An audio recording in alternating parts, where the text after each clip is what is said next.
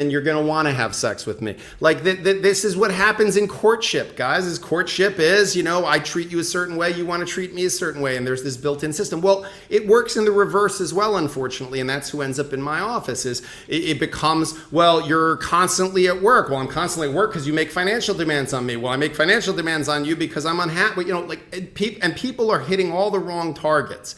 And I think the place where Andrew and I very much agree is that society is now antagonistic to marriage to a dramatic degree, that there is no longer any social stigma. If a woman leaves a marriage, it was a voyage of self-discovery. If a woman has an affair, it's because her husband wasn't meeting her emotional or sexual needs and she needed to go eat, pray, love, all those things. Whereas if a man does it, it's because he's a piece of shit. Or if a man leaves a marriage, it's because he's weak and he's not committed and he doesn't believe in commitment.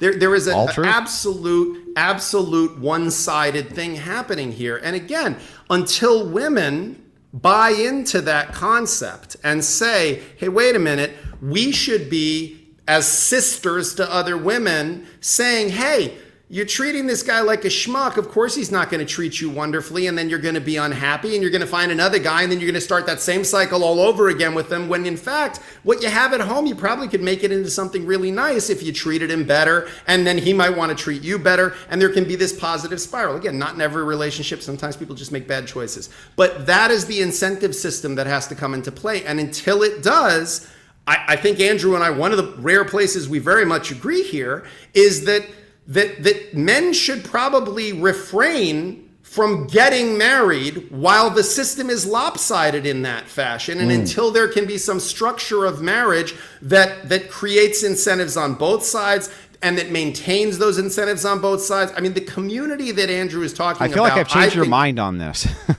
Well, no, I think what you've pointed out to me, and I tend to agree with, I don't think your points are poorly made. I agree with most of them. It's just I think the statistic argument is, to me, never the best one. And this idea of no fault, that like, well, if we can stop people from getting out of marriages, that somehow these other downstream, that they're downstream effects. I don't think they are. I think the fundamental problem is this problem that we're identifying.